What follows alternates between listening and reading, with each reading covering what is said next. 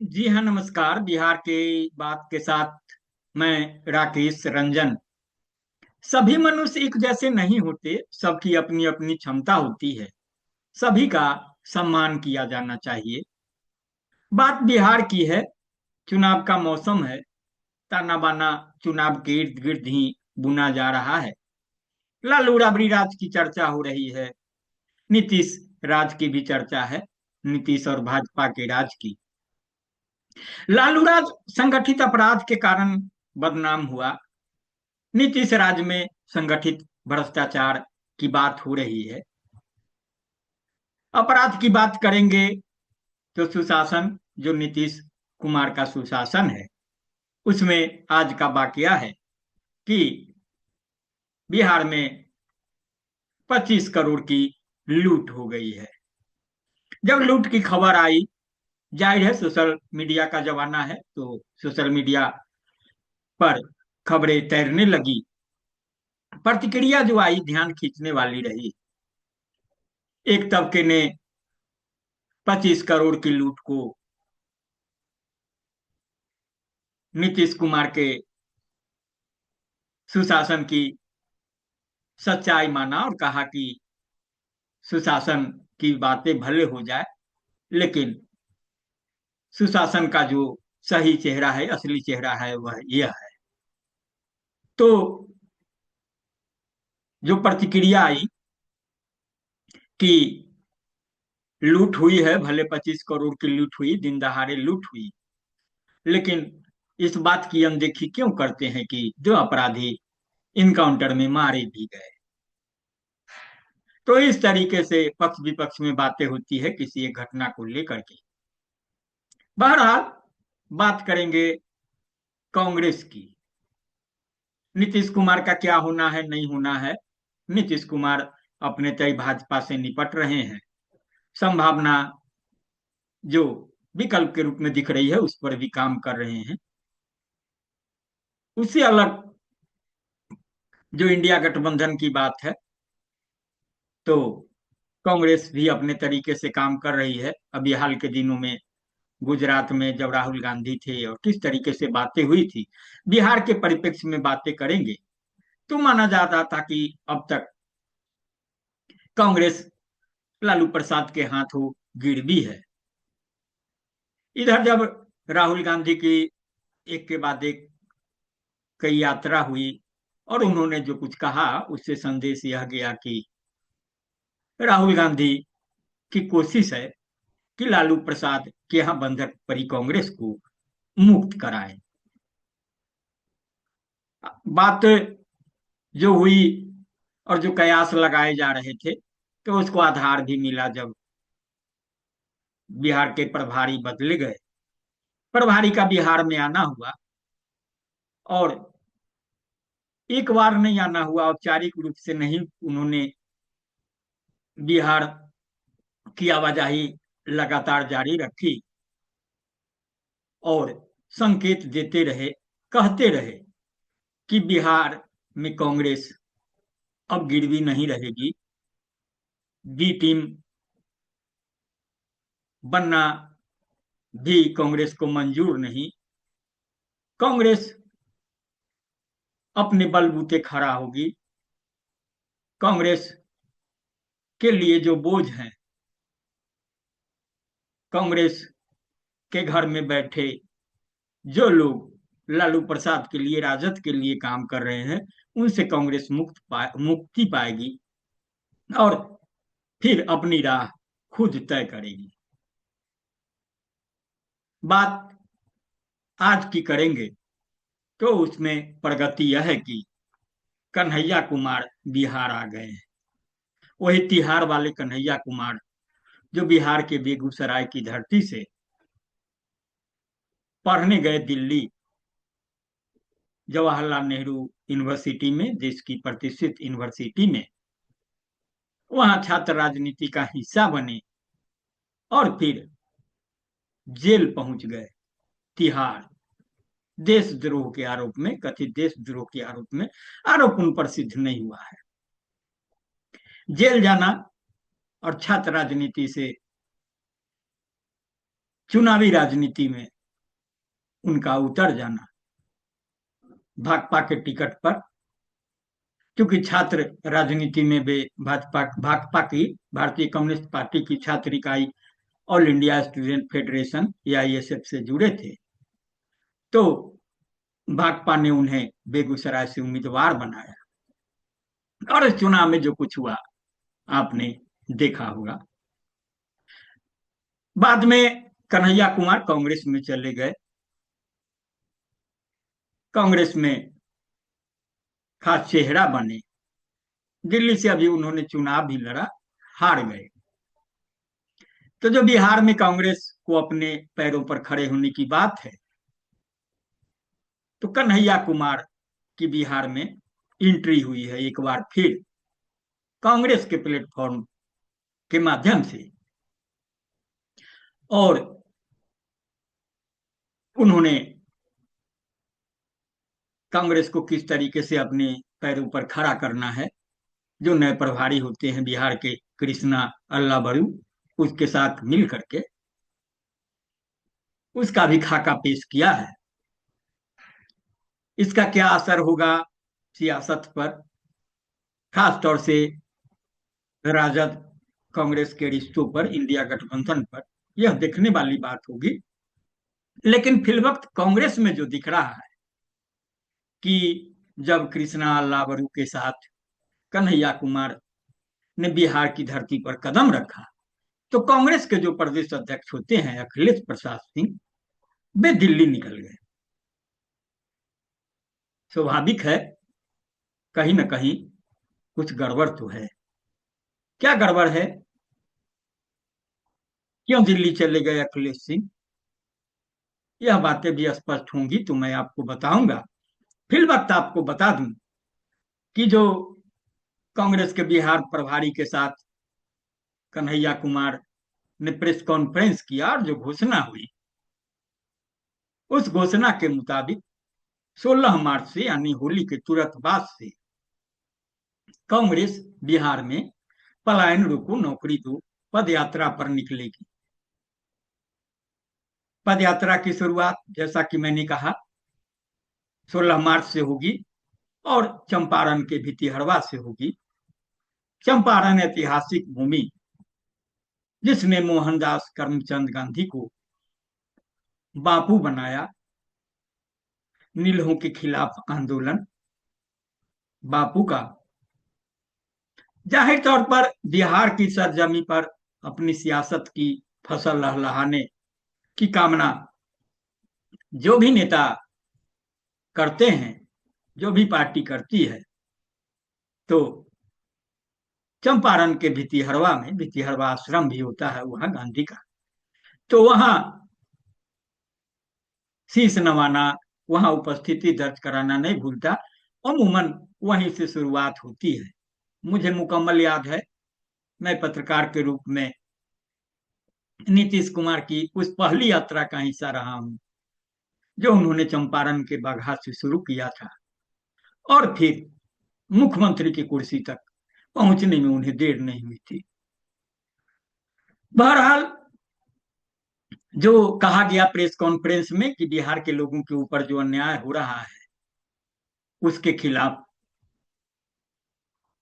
पदयात्रा होगी। यह पदयात्रा NSUI माने कांग्रेस का जो छात्र संगठन है और युवा कांग्रेस जो युवा इकाई है उसका होगा। यात्रा विभिन्न जिलों से होकर के पटना आकर समाप्त होगी और इसका मुख्य मुद्दा शिक्षा, नौकरी और इलाज रहेगा। बातें भी कुछ नई नहीं है, जो भी सत्ता विरोधी पार्टियां हैं यही बातें कर रही है। तो उससे बड़ा सवाल होता है कि कन्हैया की एंट्री तो बिहार की सियासत में एक बार फिर हो गई कांग्रेस के मार्फत, लेकिन अब आगे क्या होगा। बिहार में बेहतर चुनाव प्रदर्शन करने के मिशन पर काम कर रही कांग्रेस लगातार नए प्रयोग कर रही है। जैसा कि मैंने आपको बताया, तो उसी क्रम में आज जो एक अहम निर्णय लिया गया, उससे ऐसा माना जा रहा है कि इस राह में उसे राजद के पसंद और नापसंद की भी परवाह नहीं है। मिसाल के तौर पर कथित रूप से तेजस्वी यादव द्वारा कन्हैया को पसंद नहीं किए जाने के बावजूद कांग्रेस ने 16 मार्च से चंपारण से कन्हैया की यात्रा को मंजूरी दे दी। नौकरी दो पलायन रोको नामक यह यात्रा वास्तव में विधानसभा चुनाव से जुड़ा माना जा रहा है। जैसा कि मैंने कहा भी है, तेजस्वी भी ये मुद्दे उठा रहे हैं। चूंकि कन्हैया अच्छे वक्ता हैं और युवाओं से जुड़े इस मुद्दे पर भी यदि प्रभाव डाल पाए तो तेजस्वी को शायद यह स्वीकार होगा। दूसरी बात यह कि मुसलमानों के बीच भी कन्हैया लोकप्रिय है। यही वजह है कि उनकी लॉन्चिंग दोनों दलों के रिश्ते पर असर डाल सकती है।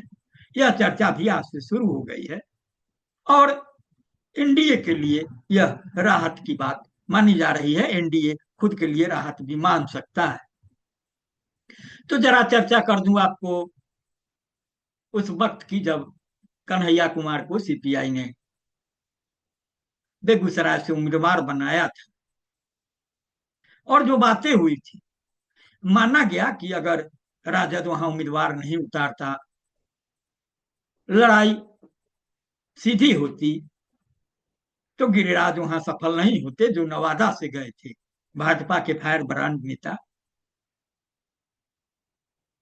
तो कन्हैया को पराजय का मुंह देखना पड़ा था। जो बातें कन्हैया को लेकर होती है वही बातें पप्पू यादव को लेकर भी कही जाती है कि कहीं ना कहीं लालू प्रसाद पप्पू यादव का उभार भी पसंद नहीं करते हैं, क्योंकि उसे भी तेजस्वी के लिए खतरा मानते हैं। आपने पिछले लोकसभा चुनाव के दौरान देखा होगा कि किस तरीके से पप्पू यादव ने अपनी पार्टी का विलय करके कांग्रेस की उम्मीदवारी चाही, लेकिन लालू प्रसाद ने जी जान लगाकर क्या किया, पप्पू यादव को निर्दलीय लड़ना पड़ा। पप्पू यादव निर्दलीय सांसद हैं और कांग्रेस के लिए काम कर रहे हैं, कांग्रेस के लिए बैटिंग कर रहे हैं। झारखंड में भी उन्होंने प्रचार किया था। तो कांग्रेस का जो यह रुख है, कांग्रेस जिस राह पर चलती दिख रही है, उसका क्या होगा, यह सिर्फ राजद पर दबाव बनाने की रणनीति है। इस बात की कोशिश की जो बातें हो रही है कि राजद पिछले चुनाव की तरह इस बार 70 सीटें नहीं देने वाली, कह रही है कि दर्जन दो दर्जन सीटें लीजिए, आराम से बैठिए, चुपचाप रहिए। और कांग्रेस चाहती है कि अब 100 ही नहीं, 70 ही नहीं, 100 पर बात हो। कांग्रेस का यह भी कहना रहा है और कांग्रेस यह मान रही है कि राजद की ओर से या इंडिया गठबंधन में जो 70 सीटें देने की बात कही जाती है, वो 70 सीटें वैसी होती हैं जिस पर लड़ने के लिए अन्य घटक दलों के पास कोई उम्मीदवार नहीं होता। तो कांग्रेस के लिए परेशानी खड़ी हो जाती है, जैसे तैसे चुनाव लड़ना पड़ता है, उम्मीदवार उतारने पड़ते हैं। तो एक जो नई जानकारी मेरे पास है और मुकम्मल जानकारी है कि कांग्रेस प्रोफेशनल तरीके से बिहार में काम कर रही है। इस बार उसने एजेंसी भी लगा रखी है और ग्रास रूट पर काम हो रहा है, संभावनाएं टटोली जा रही है। और इस बार जो कांग्रेस की तैयारी है, पहले तो अपने को मजबूती से खड़ा करना या खड़ा होते दिखना, और फिर मजबूती से दावेदारी के साथ, दमदारी के साथ वार्ता की मेज पर बैठना। और सीटों की बात सिर्फ संख्या के लिए ही नहीं, इसलिए भी करना कि अब सीटें देने से बात नहीं बनेगी, मुकम्मल सीटों की पहचान कर बात हो कि कौन कौन सी सीटें कांग्रेस को चाहिए और उसके उम्मीदवार वहां जीत सकते हैं।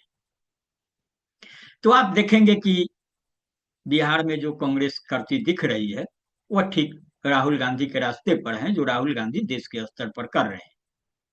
पिछले दिनों दिल्ली में चुनाव हुए, वहां उन्होंने क्या किया, कांग्रेस ने क्या किया, वह भी आपने देखा, पूरे देश ने देखा। अभी राहुल गांधी गुजरात गए थे। गुजरात के अहमदाबाद में पार्टी कार्यकर्ताओं को संबोधित करते हुए राहुल ने जिस तरह साफगोई से बात की, वह बातें सामान्य बयान की तरह नहीं थी और सामान्य बयान की तरह लेना भी नहीं चाहिए। सार्वजनिक तौर पर अपनी पार्टी के एक हिस्से को विरोधी पार्टी की मिली भगत का दोषी बताना किसी भी नेतृत्व के लिए जोखिम भरा काम है। यह माना जाना चाहिए कि राहुल ने यह जोखिम सोच समझ कर ही उठाया होगा।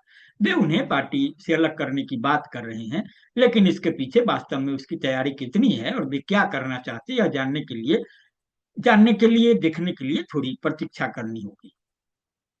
राहुल गांधी के बयान की कुछ खास बातें हैं जो खास तौर से देखने लायक है। उन्होंने पार्टी की विचारधारा को सर्वोच्च कसौटी की बात कहते हुए कार्यकर्ताओं से कहा कि इसे वे चुनावी हार जीत से जोड़कर न देखें। तो राहुल की जो मैं बात कर रहा हूँ, जो चर्चा कर रहा हूँ, आप उसे बिहार को रख कर भी सुनेंगे, गुनेंगे, तो आपको आसानी होगी। तो राहुल गांधी का फोकस इस बात पर है कि कांग्रेस सही अर्थों में भाजपा का विकल्प बने, क्योंकि कांग्रेस पर भी यह आरोप लगता है कि किसी न किसी रूप में वह भाजपा की बी टीम बनी हुई है।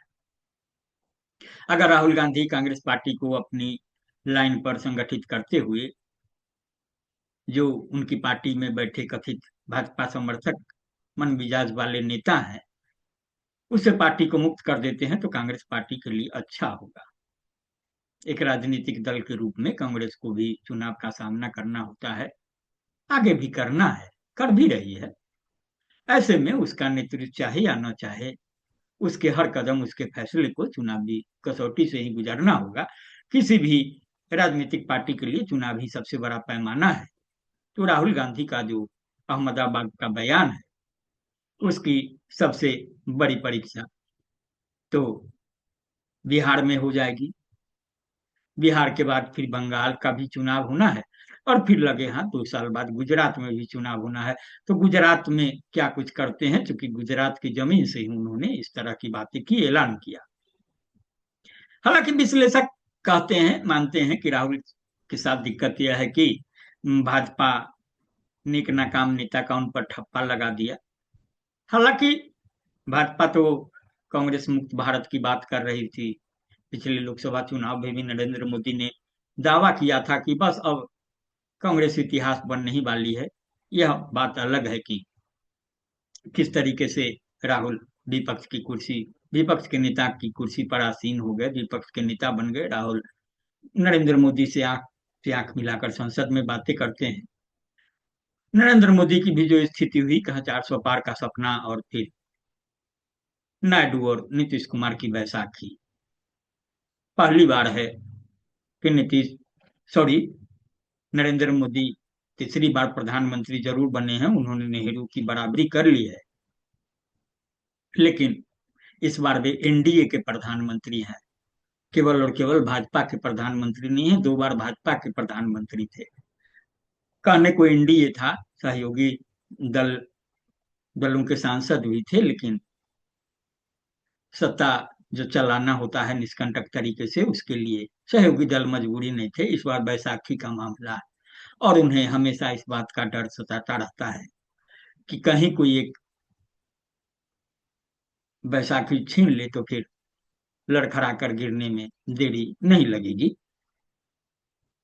तो जो मैं कह रहा था कि राहुल गांधी को नाकाम नेता के ठप्पा लगाने वाले, तो उसके बाद यह भी है कि राहुल गांधी एक मुद्दे पर अधिक समय तक नहीं टिकते, मुद्दे बदलते रहते हैं।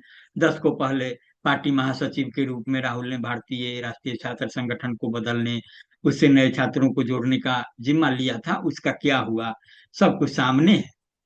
कांग्रेस का छात्र संगठन कितना प्रभावी और शक्तिशाली बना, यह भी देखने वाली बात है।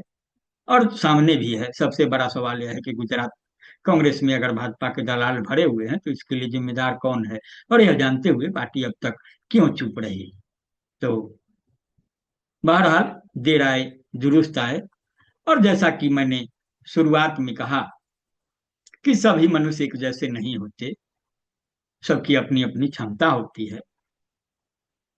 तो राहुल भी मनुष्य हैं, उनकी भी अपनी क्षमता है, लेकिन सभी का सम्मान किया जाना चाहिए। और जो सियासत है, उसमें उनका हक बनता है कि अपनी पार्टी को किस तरीके से आगे ले जाएं, आगे बढ़ाएं। तो देखना दिलचस्प होगा कि बिहार में बदली बदली सी नजर आ रही कांग्रेस और उसके बढ़ते कदम सियासत की एक कैसी मुकम्मल तस्वीर बिहार में बनाते हैं।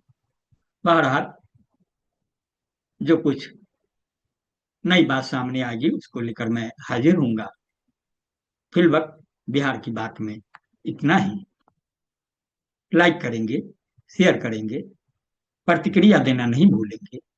नमस्कार।